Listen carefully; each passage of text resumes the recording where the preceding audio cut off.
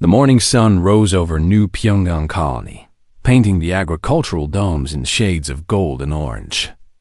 Inside Dome 7, 3 children walked between rows of growing vegetables, their teacher explaining how the automated systems worked. Taesung pressed his nose against the transparent wall, watching the purple sky outside. He was 8 years old and had never seen Earth, the planet his grandparents came from. New Pyongyang was all he knew. The colony had been his home since birth. "Pay attention, Taesung," Ji-woo whispered, pulling his sleeve. She was 10 and always acted like everyone's older sister. Her dark hair was tied back in a practical ponytail, and she carried a small notebook where she wrote down everything the teacher said. Hyan-woo, the youngest at 7, stood quietly beside them. He rarely spoke but noticed everything. While the other children asked questions, he watched the dome's maintenance hatches and wondered how they opened. The teacher, Mrs. Park, led them toward the exit. "Tomorrow we'll visit the water treatment facility," she announced. The children groaned. Water treatment sounded boring. That was when the lights went out. Emergency red lights flickered on, casting strange shadows across the dung. Mrs. Park's communicator beeped frantically. She raised it to her ear, her face going pale. "Children, stay close to me," she said, her voice tight with fear. The dome side entrance exploded inward, not with fire or noise, but with a strange rippling effect that made Taesung's stomach feel odd. Through the opening came creatures the children had never seen before. They stood on 2 legs, like humans, but were covered in dark green scales. Their eyes were yellow with vertical slits, like the pictures of lizards in Taesung's animal book. They wore armor that seemed to shift colors, and they carried weapons that hummed with energy. The children screamed. Mrs. Park pushed them behind her, shouting into her communicator, "Security! Dome 7, we need help." One of the creatures raised its weapon. A blue beam shot out, hitting Mrs. Park. She didn't fall bloody or hurt. Instead, her body went stiff, and she collapsed like a statue. "Run!" Ji-woo shouted, grabbing Taesung's hand. The children scattered. Most ran toward the main exit, but Ji-woo pulled Taesung and Hyan-woo between the vegetable rows, trying to hide. They crouched behind a large grow box, hearts pounding so loud they could hear each other's fear. "What are they?" Taesung whispered, tears running down his face. "I don't know," Ji-woo said, "but we need to stay quiet." Heavy footsteps approached.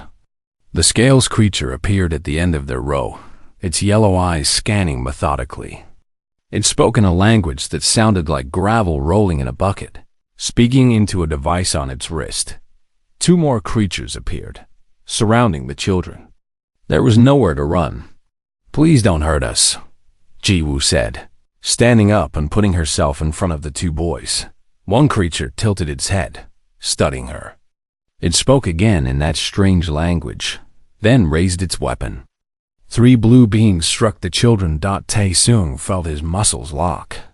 He couldn't move, couldn't scream, couldn't do anything but fall forward. Strong scaled hands caught him before he hit the ground. Everything went dark. When Taesung woke up, he was lying on a cold metal floor.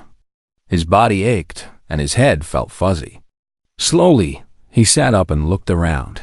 He was in a small room with smooth gray walls that seemed to glow with their own light. Ji-woo and Hyan-woo lay nearby, still unconscious. There were no windows, just one door that had no handle or visible way to open it. "Ji-woo!" Taesung crawled over to her and shook her shoulder. "Wake up." She groaned and opened her eyes. For a moment, she looked confused. Then memory flooded back, and she sat up quickly, looking around in panic. "Where are we?" she asked. "I don't know." Together they woke Hyan-woo, who looked around silently before standing and walking to each wall, pressing his small hands against them as if testing their strength. The door suddenly slid open with a soft hiss. A scales creature entered, different from the soldiers who had taken them. This one wore a dark uniform with colorful symbols on its chest. It carried a tray with 3 containers. It set the tray on the floor and stepped back, watching them with those unsettling yellow eyes. Then it spoke, and this time they could understand the words, though the voice sounded mechanical. "Eat. You are safe. No harm will come. Where are we?" Ji-woo demanded, trying to sound brave, though her voice shook. "Take us home." The creature's head tilted. "You are on research station. You will answer questions about your kind. Then maybe return. Our parents will come for us," Taesung said, finding his courage. "They'll find us." Something that might have been amusement flickered in those yellow eyes. "Your kind cannot reach this place. Eat. Rest. Tomorrow, questions begin." The door slid shut, leaving the children alone with the strange food. Far away on the bridge of the Kasir scout ship, Commander Velther reviewed the successful mission report. 3 juvenile specimens acquired from the human colony. No casualties among his troops. The specimens were secured in the holding facility on Research Base, Gamma 7. He composed a message to his superiors at Kasir Central Command. Mission successful. Human juvenile specimens acquired for study. Initial observations. Specimens show standard prey species fear responses. Recommend continued observation before proceeding to detailed analysis. Velther sent the message and leaned back in his command chair, satisfied. This would look excellent in his service record. Perhaps even earn him a promotion. He had no idea he had just signed a death warrant for everything he commanded. In the holding cell, Ji-woo examined the food carefully while Hyamo explored every corner of their prison. Taesung sat against the wall, trying not to cry. "We're going to be okay," Ji-woo said, though she wasn't sure she believed it. "Someone will come for us." She had no idea how right she was, or how terrifying that rescue would be for their captors. The communication reached Ambassador Su-bin exactly 4 hours and 17 minutes after the children vanished. She was in her office on the diplomatic station orbiting New Seoul, reviewing trade agreements, when her assistant rushed in without knocking. "Ambassador, we have a situation on New Pyongyang." Su-bin looked up from her datapad, noting the fear in her assistant's eyes. "What kind of situation?" 3 children. Taken during a school trip. Witnesses report alien soldiers, reptilian, unknown species. The datapad slipped from Su-bin's fingers. She was on her feet before it hit the desk. "Get me Admiral Daeho, now, and start emergency protocols for all human colonies in this sector." As her assistant scrambled to make the connections, Su-bin pulled up the security footage from Dome 7. She watched the scaled soldiers move with military precision, stunning the teacher, capturing the children. Her hands clenched into fist. She had been a diplomat for 20 years. She knew how to smile, negotiate, and find peaceful solutions. But she was also human, and someone had taken human children. Admiral Daeho's face appeared on her screen within minutes. He was a broad-shouldered man with gray hair and eyes that had seen too much combat. Behind him, she could see the bridge of his flagship, already buzzing with activity. "I saw the report," Daeho said without preamble. "Third Fleet is already moving to high alert. I'm sending diplomatic channels to all known species in this sector," Su-bin replied. "Someone knows who took them. How long do we give them?" Su-bin's voice was ice. 48 hours to return our children. After that, you do what you do best, Admiral." Daeho nodded slowly. He had 2 daughters of his own, both grown now, both serving in the fleet. He understood. 48 hours. Then we bring them home ourselves. The communication ended.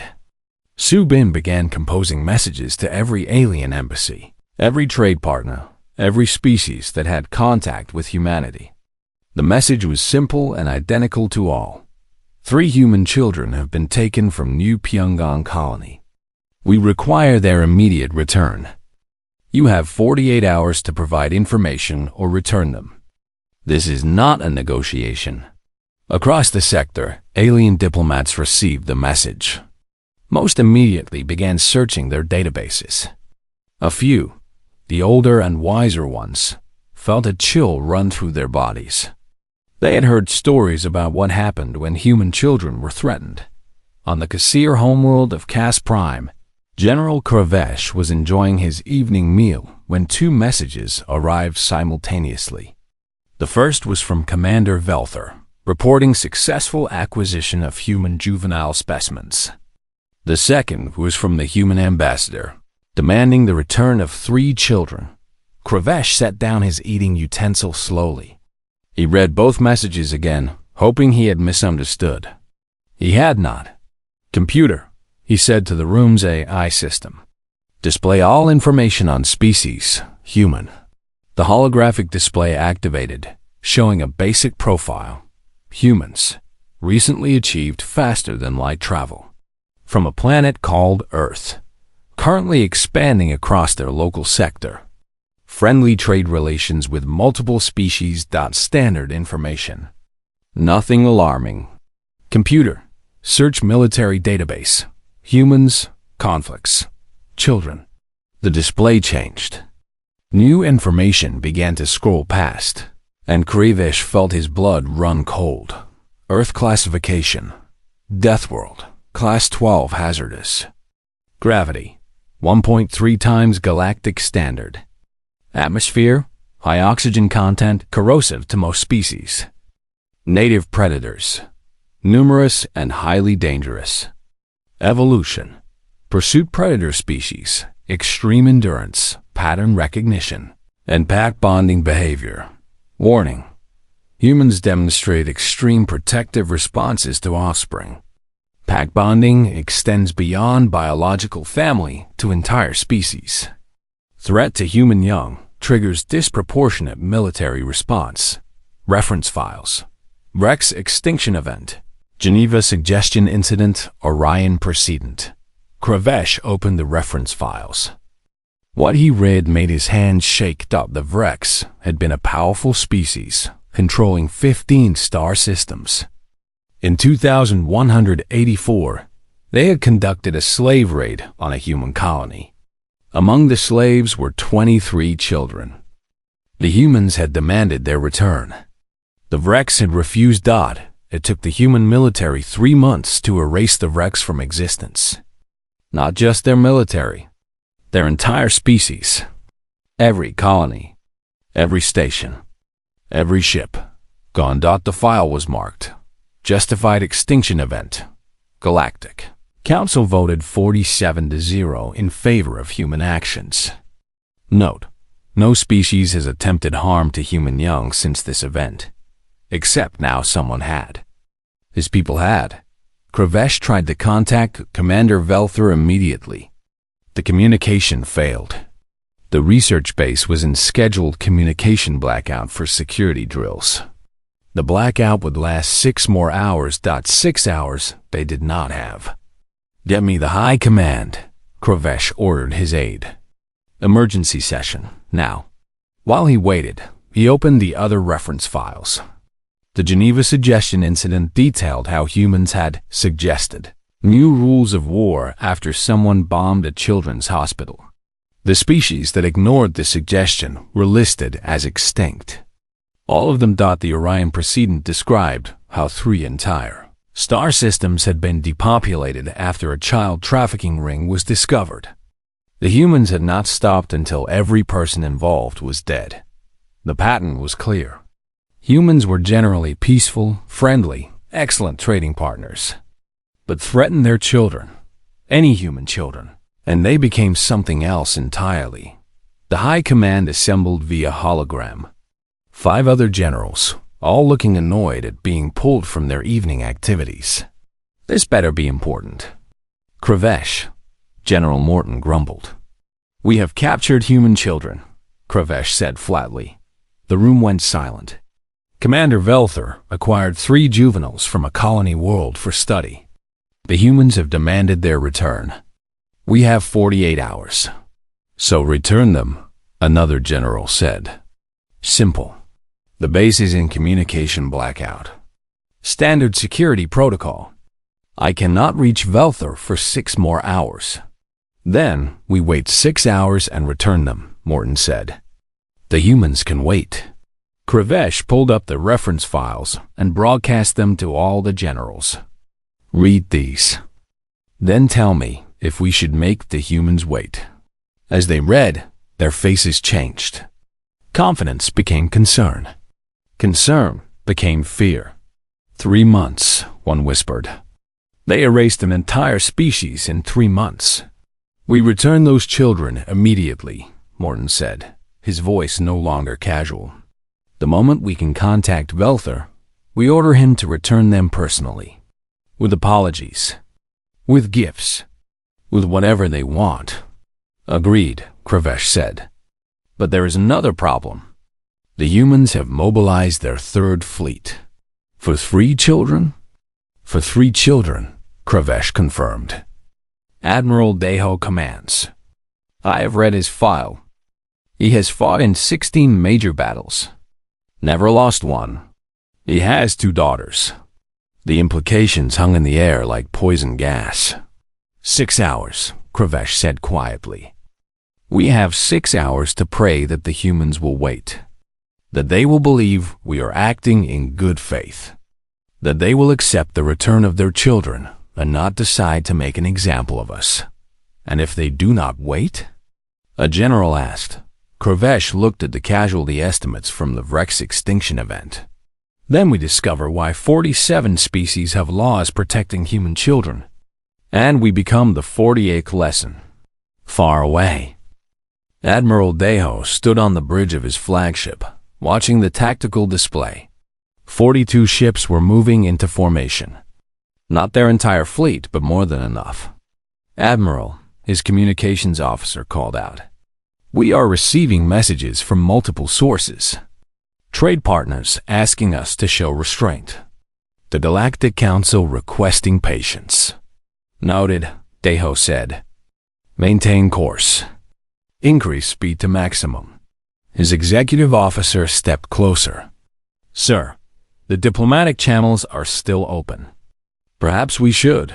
They took our children, Deho said quietly. Our children.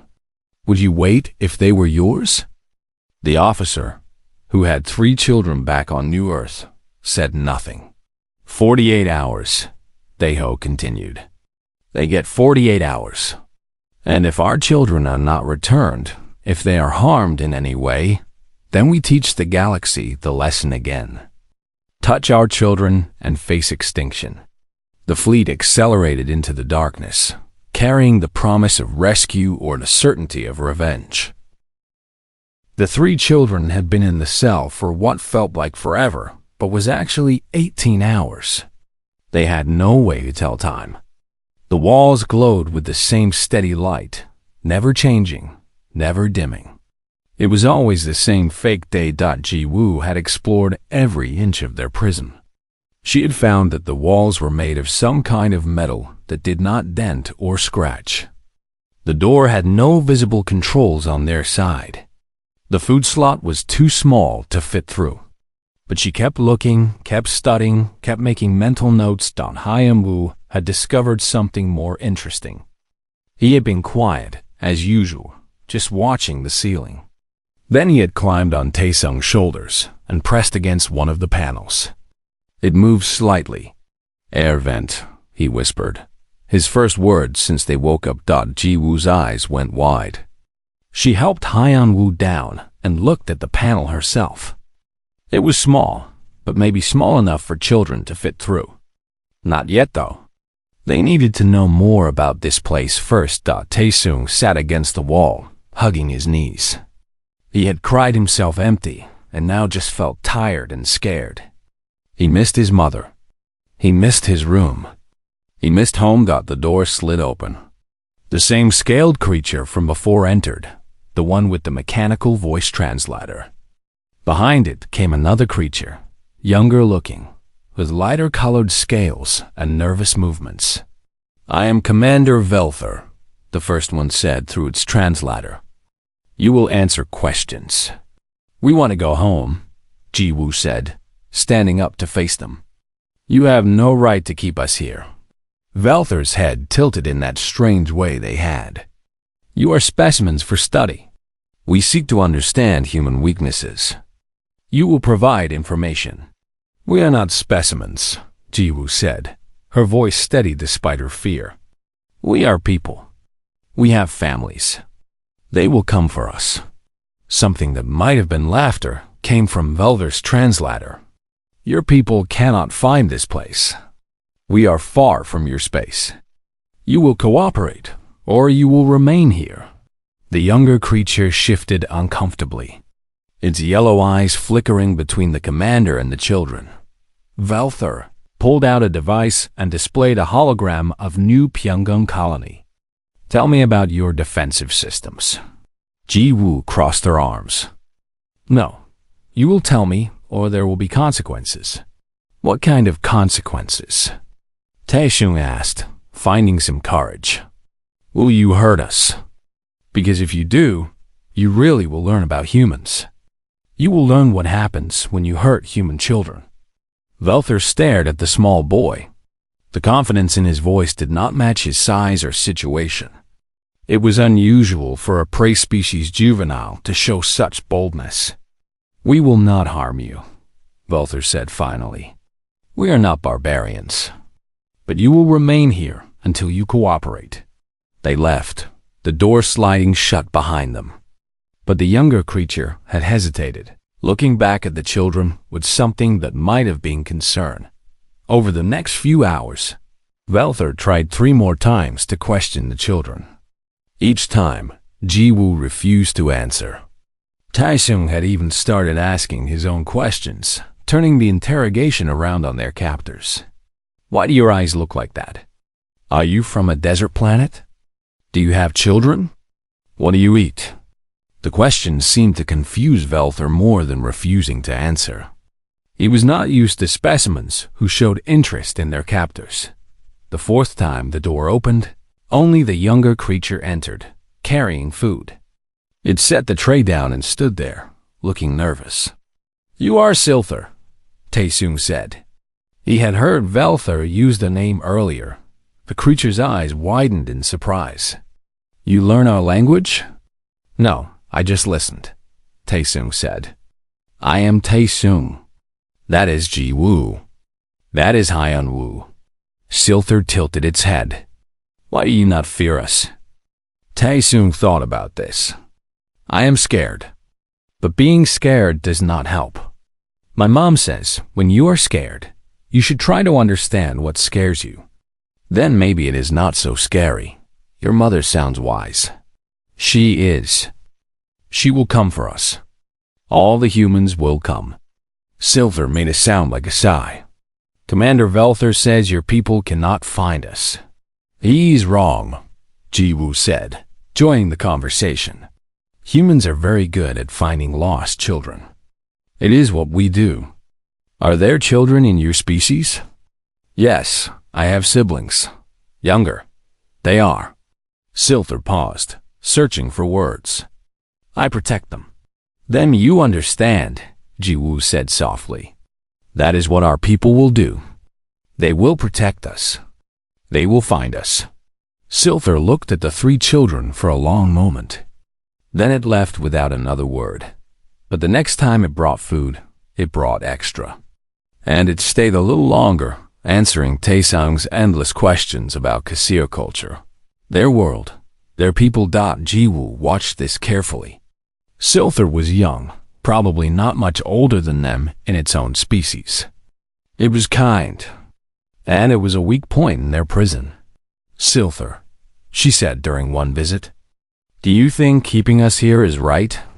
The young Kasir froze. It is not my decision, but if it was, would you keep children locked in a room, away from their families? No, Silther admitted, but I am just a maintenance worker. I cannot defy Commander Velther. Maybe not alone, Ji-woo said carefully. But if we needed help, if something bad was going to happen. Would you help us? Before Silther could answer, alarms began blaring throughout the station. The lights changed from steady white to flashing red. The young cashier's translator crackled with urgent messages. All personnel to battle stations. Unknown ships approaching. Commander Velther to the bridge immediately. Silther looked at the children with wide, frightened eyes. Your people? They found us. I told you they would, Taisung said quietly. Silther ran from the room, leaving the door open in panic. Jiwoo immediately grabbed Taesung and Hyanwoo. The vent, Al. Hyanwoo, you first. They scrambled to stack themselves up, pushing the ceiling panel aside. Hyanwoo wriggled through into the narrow space beyond. Jiwoo lifted Taesung next, then pulled herself up just as heavy footsteps approached their cell dot in the vent. They crawled forward in the dim emergency lighting. Hyanwoo led the way, his small size perfect for the tight spaces. Behind them, they could hear shouting and running feet. Where do we go? Taesung whispered. Away, Jiwoo said. We go away from here. Find a safe place to hide until our people come. Through the vent grates, they could see cashier soldiers running through corridors, arming themselves, preparing for battle. The station shook slightly, and distant booms echoed through the metal walls. They are here, Hyanwoo said simply. Who? Taesung asked. Our people. Coming for us. In the command center, Velther stared at the tactical display in growing horror. Not one ship. Not 10. 42 human warships had just dropped out of hyperspace at the edge of the system. The biggest fleet he had ever seen was bearing down on his small research station. And according to the chronometer, the humans had given them 48 hours. It had been only 20-3. They had not waited. They were not here to negotiate. They were here to take their children back, and nothing was going to stop them. Get me General Krovish, Velther said, his voice hollow. Tell him the humans are here. Tell him we are all going to die. In the vents above, 3 children crawled toward freedom, unaware that the galaxy was about to learn a lesson it should have already known. Never take human children. Admiral Daeho stood on the bridge of the human Navy ship Indomitable, watching the tactical display with cold eyes. The Cassir research station sat on the moon's surface, like a target waiting for destruction. His fleet surrounded it completely. Weapons armed, shields at maximum. Sir, we are receiving a transmission from the station, the communications officer reported. Put it through. A scaled face appeared on the screen. Commander Velther looked terrified, his yellow eyes wide and his translator speaking faster than usual. Admiral Daeho, I am Commander Velther. Please, I will return your children. This was a mistake. We did not know. Please, do not attack. Where are my children? Daeho's voice could have frozen stars. In holding cell 7, unharmed. I swear they are unharmed. I will bring them to you myself. You have 10 minutes to produce them. For every minute after that, I will destroy one of your ships. After your ships are gone, I will start on your station. Section by section. Velther's face went even paler under his scales. Admiral, there is a hyperspace storm between the station and your fleet. Small craft cannot pass through it safely. It will clear in 6 hours. Then you have a problem, Commander. Please, Admiral. They are children. Surely you can wait 6 hours. I give you my word they are safe. Daeho leaned forward. You want me to trust your word. You, who stole children from their homes. You, who locked them in cells. Your word means nothing. You have 9 minutes now. The transmission cut off. On the station, Velther turned to his officers. Find those children. Bring them to the landing bay. Move. But in the chaos of the alarm, no one had checked the cell. No one knew the children were already gone. Captain Youngsu, checked his equipment one final time. Around him, 29 other soldiers of the Human Special Operations Command did the same. They wore prototype jumpsuits designed for one purpose: atmospheric insertion through hyperspace storms. The survival rate in testing had been 60%. None of them cared. "Listen up," Young-Soo said to his team. 3 children. Names are Ji-woo, Tae-jung, and Hyan-woo. Pictures are in your suit's database. We go in, we find them, we bring them home. Anyone gets in the way, you put them down. Questions? There were no questions. Good. Remember, the kids are probably scared. Don't make it worse. Be gentle when you find them. Be very not gentle with everyone else. The jump bay doors open to space. Beyond them, the purple and black chaos of the hyperspace storm churned like an angry sea. 3 minutes to drop, the pilot announced. Young-Soo thought about his own son. Safe at home on Earth. He thought about what he would do if someone took his boy. What any parent would do. 30 seconds. The team lined up at the open bay. 10 seconds. Good luck, Captain. Do not need luck, Young-Soo said. We are human. We are going to get our children. They jumped out the hyperspace storm, tried to rip them apart. Energy lashed at their shields. Gravity wells pulled in different directions. 2 soldiers lost consciousness. One nearly tumbled into a gravity spike.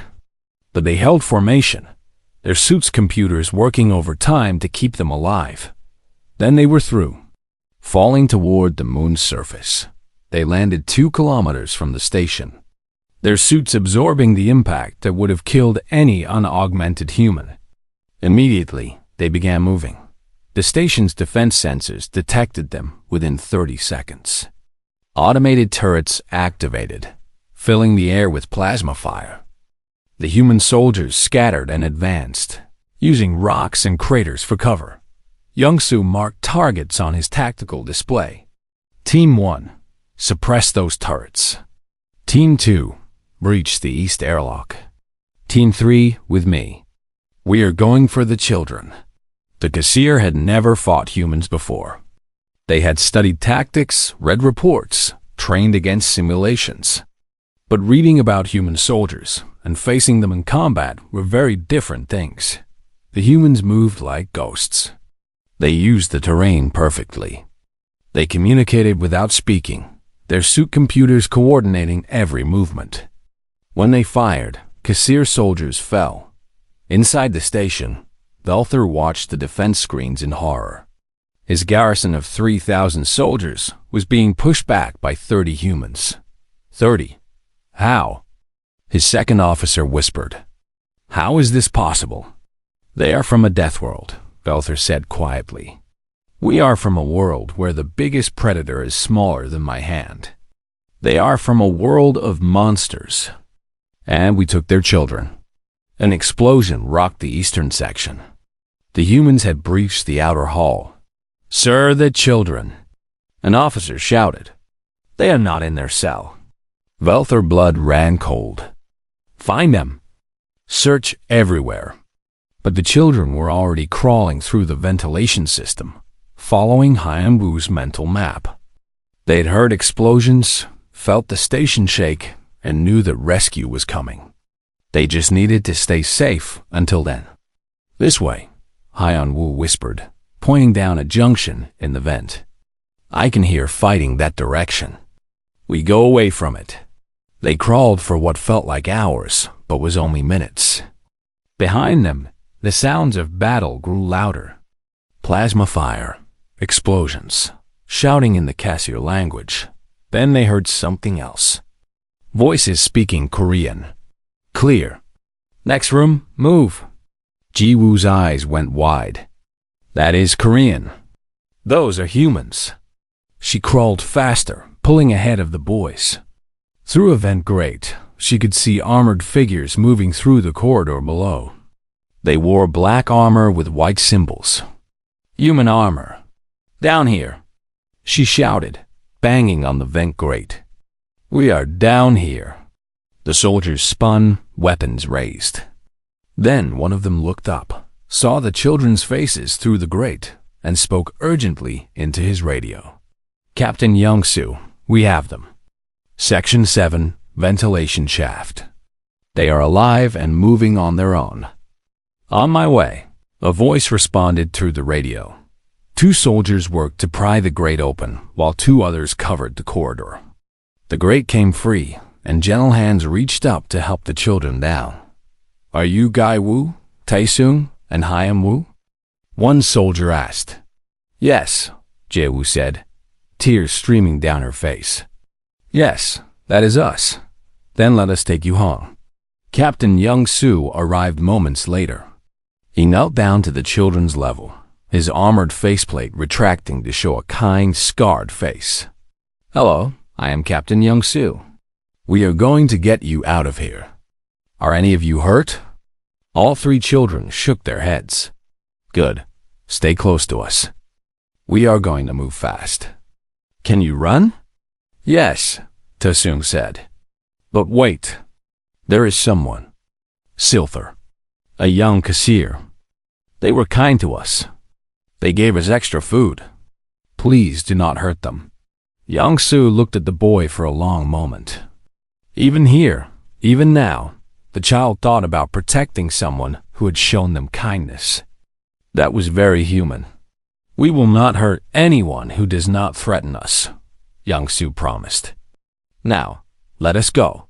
They moved through the station in a tight formation, the children in the center, soldiers surrounding them. They encountered 3 groups of cashier soldiers. 2 surrendered immediately when they saw the children. The 3rd tried to fight and learned why humanity had never lost a war. They reached the landing bay to find it empty except for one lone figure. Commander Velther stood there, unarmed, his hands raised. The children, he said through his translator. Are they unharmed? No thanks to you, Young-soo said, his weapon trained on the alien's head. I did not hurt them. I would not have hurt them. I was just following orders to study them. Following orders. Young-soo's voice was pure contempt. Every war criminal says that. Velther's eyes went to the children. I am sorry. I did not understand. My people did not understand what we had done. You understand now? Yes, your fleet is outside. You came through a hyperspace storm to reach us. You will probably destroy my entire base for 3 children. I understand now. Tae-sung stepped forward, tugging on Young-soo's armor. He is telling the truth. He was scared when he learned humans were coming. He ordered everyone to find us and return us. He did not hurt us. Young-soo looked down at the boy, then back at Velther. You are lucky these children are kinder than I am. You will escort us to a ship. You will personally pilot it to our fleet. If anything happens to these children during that trip, I will kill you slowly. Understand? Yes, Velther said. I understand. They boarded a small casser transport, Velther at the controls. The children strapped safely into seats, soldiers surrounding them. As they lifted off, another figure ran into the landing bay. Silther, out of breath, scales flushed with exertion. The young cashier looked up at the departing ship. Tae-sung pressed his hand against the window and waved. Through the window, he saw Silther raise a hand in return. Will they be okay? Tae-sung asked. Silther and the others? Young-soo looked at the boy. That depends on the admiral, and on how sorry they really are. The small transport flew toward the massive human fleet, carrying 3 children home, carrying a terrified alien commander to face judgment, and carrying the weight of a lesson the galaxy would not soon forget. The medical bay of the Indomitable smelled like antiseptic and clean sheets. Ji-woo, Tae-sung, and Hyun-woo sat on examination beds, while doctors checked them over for the 3rd time. Behind the glass window, their parents waited, their faces showing relief mixed with barely controlled rage. Admiral Daeho stood with them, watching the children. They looked tired and scared, but unharmed. The doctors had found no injuries, no signs of abuse. The cashier had kept their word about not hurting them, at least. It did not make him any less angry. Admiral, his communications officer, appeared at his side.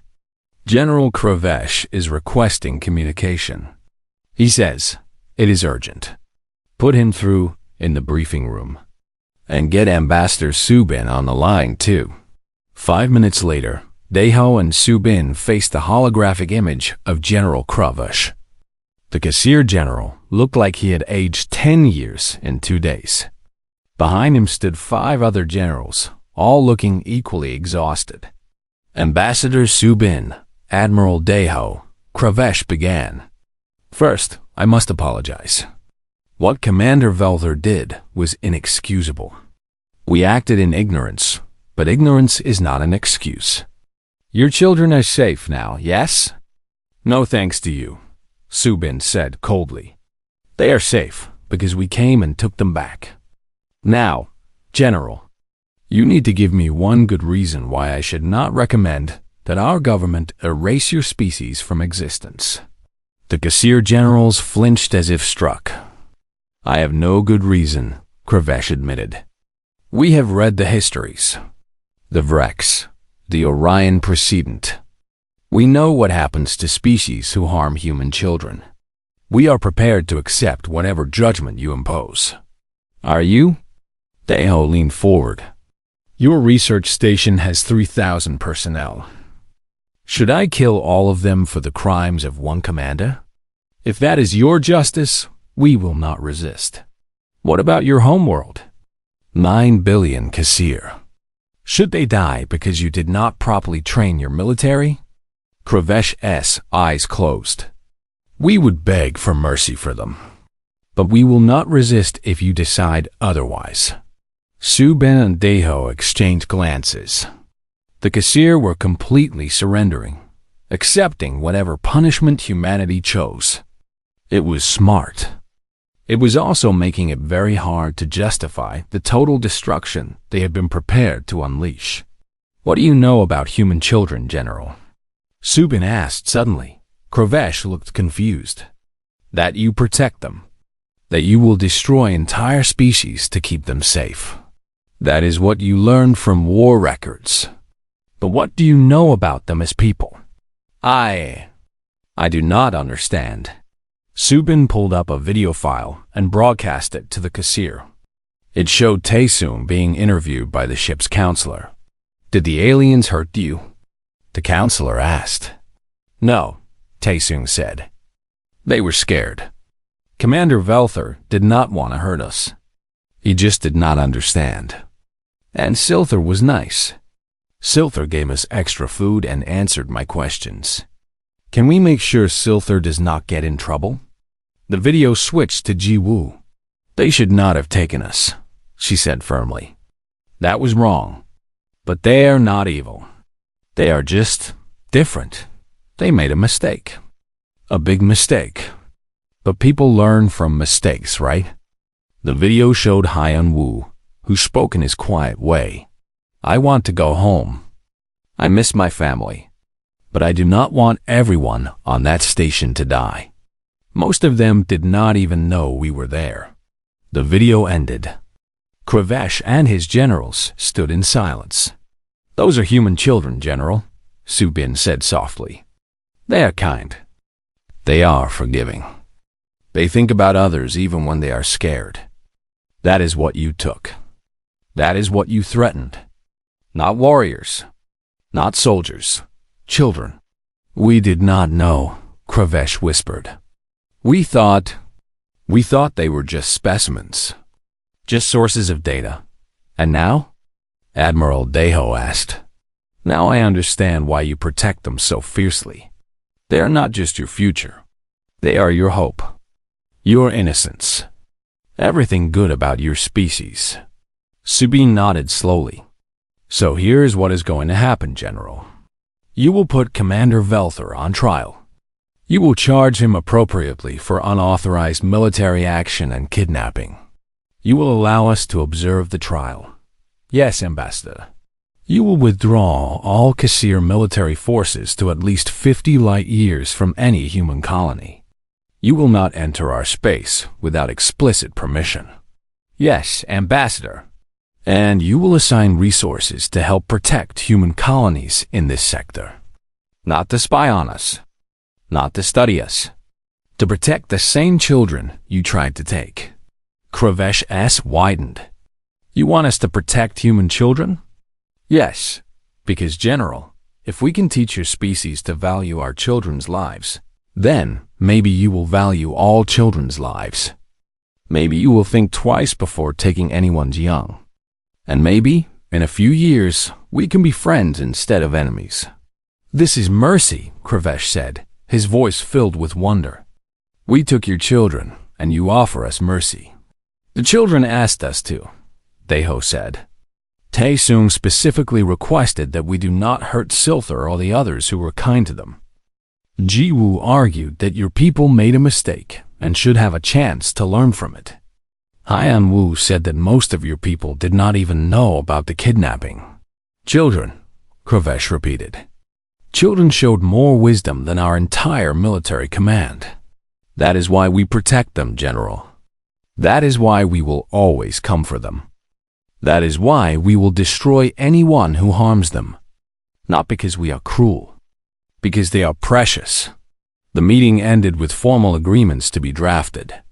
Subin and Deho left the briefing room to find the children reunited with their parents in the corridor outside.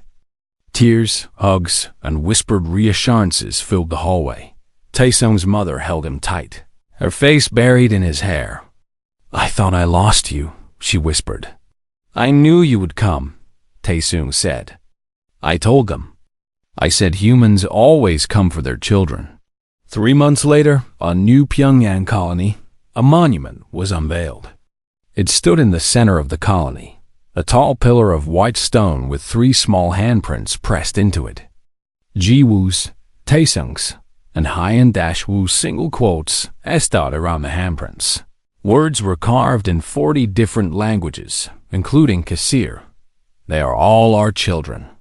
Harm one, answer to all. Ambassador Subin gave the dedication speech to a crowd that included humans, Kasir, and representatives from 15 other species. General Kravesh stood at attention in his dress uniform, his head bowed in respect. This monument reminds us of many things, Subin said. It reminds us that children are precious, that they should be protected, that they represent the best of what we can be. But it also reminds us of something else. It reminds us of mercy. She gestured to where the 3 children stood with their families. These children could have demanded vengeance. They could have asked us to destroy everyone who took them. Instead, they asked for understanding. They asked for forgiveness. They asked us to teach rather than destroy. That is the real power of children. Not that we protect them, but that they teach us to be better than our worst instincts. Kravesh stepped forward when invited to speak. His translator carried his words to the crowd. My people have learned much in 3 months. We have learned about fear. We have learned about consequences. But most importantly, we have learned about worth. Human children are worth fleets, worth wars, worth mercy and second chances. We have assigned 3 ships to protect this colony. Not as payment, not as punishment, but as honor. We guard your children now, and in doing so, we guard our own future. The future where we can be better. The ceremony ended with the children pressing their hands into preserving gel, creating permanent prints in the monument. Taesung looked up at the tall pillar and smiled. Will people remember? He asked his mother. Yes, she said. They will remember. The whole galaxy will remember. They will remember 3 brave children. And they will remember what happens when someone threatens what we love. Far away on the Kasir homeworld, the story of the 3 children had become required teaching in every military academy. Young Kasir soldiers learned about the day their empire nearly ended. They learned about human children. They learned about mercy. And they learned the most important lesson, that some things in the universe are so precious, so valuable, so sacred, that to threaten them is to call down thunder done in the years that followed. Not a single human child was ever taken again. 47 species already had laws protecting human young. After the incident on New Pyongyang, the number grew to 90-3. G-Wu grew up to become a diplomat, working to build bridges between species. Haiyan Wu became an engineer, designing safer colonies. Tai soon became a teacher, telling the story of his adventure to generations of students. And throughout the galaxy, in 100 different languages, parents told their children the same warning: never threaten a human child. The humans will come. They will always come. And nothing in the universe can stop them when they do. It was not a threat. It was simply the truth. The universe had learned. And the universe remembered. Some lessons are written in history. Some are written in blood. And some are written in the handprints of 3 children who taught the galaxy about the power of innocence, the strength of mercy, and the absolute certainty of a parent's love. The monument stood on New Pyongyang for centuries, weathering storms and time, its message clear and eternal. They are all our children. Harm one, answer to all.